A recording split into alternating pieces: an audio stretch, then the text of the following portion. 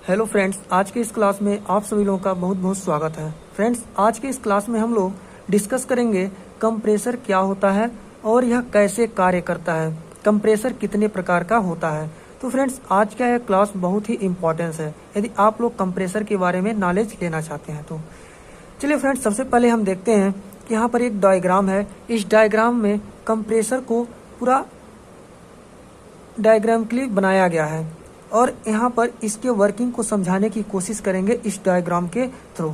सबसे पहले हम लोग जानते हैं कि कंप्रेसर क्या होता है, कंप्रेसर का क्या कार्य होता है। तो फ्रेंड्स, मैं आप लोगों को बता दूं, कंप्रेसर एक ऐसा मैकेनिकल डिवाइस है जिसका यूज करके गैस या हवा के प्रेशर को बढ़ाना या उसको कंप्रेस करके उसे यानी लो प्रेशर को हाई प्रेशर के रूप में कन्वर्ट किया जाता है। कैसे इसको डिफाइन करेंगे? कंप्रेसर एक ऐसा मैकेनिकल डिवाइस है जिसका यूज गैस या हवा के प्रेशर को बढ़ाने के लिए किया जाता है। अब देखिए फ्रेंड्स, इसमें कौन कौन से पार्ट्स यूज किए जाते हैं, यानी इसकी कौन कौन से मेन कंपोनेंट्स हैं। तो सबसे पहले मैं आप लोगों को यहाँ पर दिखाता हूँ डायग्राम में। यहाँ पर देखिए एक बड़ा सा टैंक बना हुआ है जो आप लोग जनरली देखते होंगे जब अपने बाइक या फोर व्हीलर में हवा डलवाने जाते हैं तो उस दुकान पे एक ऐसा बड़ा सा टैंक दिखाई देता है। ये जो टैंक होता है वह एयर कंप्रेस्ड टैंक होता है, यानी इस टैंक में कंप्रेस्ड एयर जो है उसको इकट्ठा करके रखा गया, यानी कंप्रेस करके रखा गया है। अब ये कैसे कंप्रेस होता है? तो सबसे पहले हमारे पास इस डब्बे के ऊपर या इस टैंक के ऊपर ही क्या होता है, एक मोटर माउंट होता है। ये हमारा जो होता है मोटर होता है, ये मोटर का शाफ्ट होता है जिसे इलेक्ट्रिसिटी के द्वारा मोटर को चलाया जाता है। यानी मोटर का शाफ्ट जब इलेक्ट्रिक के थ्रू घूमेगा तो यह जो शाफ्ट होगा मोटर का, इस कंप्रेसर के इम्पेलर के साथ, जो कंप्रेसर का शाफ्ट होता है, इम्पेलर होता है, उस पे पुल्ली और पट्टे की सहायता से यह कनेक्ट होता है। जब मोटर घूमेगा, रोटेट होगा, तो पट्टे की सहायता से या बेल्ट की सहायता से इस मोटर का जो इम्पेलर होगा वह क्या करेगा, वो भी रोटेट करेगा। और यह हमारा जो होता है, जो रेड कलर का बीच वाला ये चीज दिखाई दे रहा है, ये होता है हमारा इनलेट। यानी इस इनलेट के थ्रू जो लो प्रेशर एयर जो होता है, इस इनलेट के थ्रू इस इम्पेलर में क्या होगा, इन करेगा, यानी अंदर आएगा।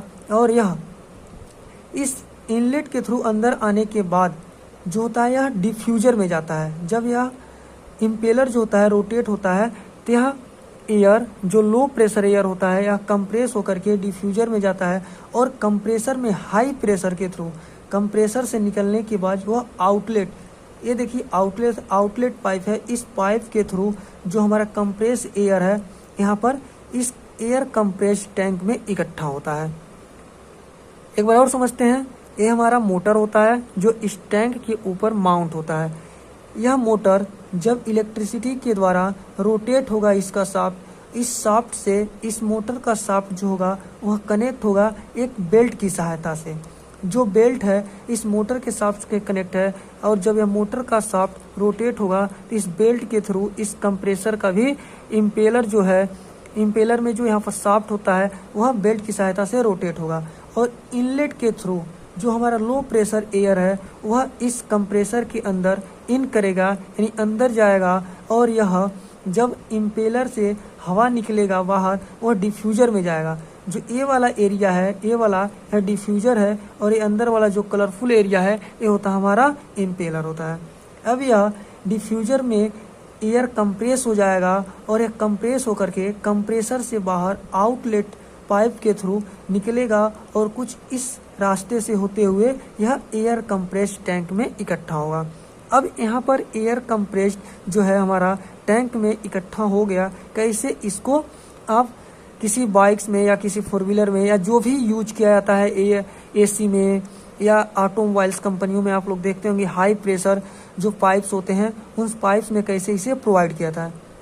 तो कंप्रेस्ड एयर जो होगा यहाँ से भी इस टैंक से एक पाइप निकला होता है और इस कुछ दूरी पर, कुछ डिस्टेंस पर ही सेपरेटर वाल्व या कंट्रोल वाल्व इसको बोला जाता है। वाल्व यहाँ पर लगा होता है, कंट्रोल वाल्व, जिस वाल्व के थ्रू हम इस कंप्रेस्ड एयर को कंट्रोल करते हैं और उसके आगे लगा देते हैं प्रेशर गेज। इस प्रेशर गेज के थ्रू पता चलता है कि जो इसमें कंप्रेस्ड एयर है इसका प्रेशर कितना है। यह प्रेशर गेज के रीडिंग के थ्रू पता लगाते हैं। और यहाँ से जब रिलीव किया जाता है प्रेशर को तो इसे एयर डिस्चार्ज पाइप बोलते हैं। यानी एयर डिस्चार्ज पाइप के थ्रू हम जहाँ पर भी इस कंप्रेस्ड एयर को यूज करना चाहते हैं वहाँ पर इसे डिस्ट्रीब्यूट किया जाता है। तो फ्रेंड्स हम आशा करते हैं कि आप लोगों को डायग्राम के थ्रू कंप्रेसर अच्छे से समझ में आया है। अब इसे हम थियोरेटिकली समझते हैं, कंप्रेसर का वर्किंग कैसे होता है और क्या होता है कंप्रेसर। देखिए फ्रेंड्स, कंप्रेसर क्या है। कंप्रेसर एक ऐसा मैकेनिकल डिवाइस है जिसका यूज गैस या हवा के प्रेशर को बढ़ाने के लिए किया जाता है।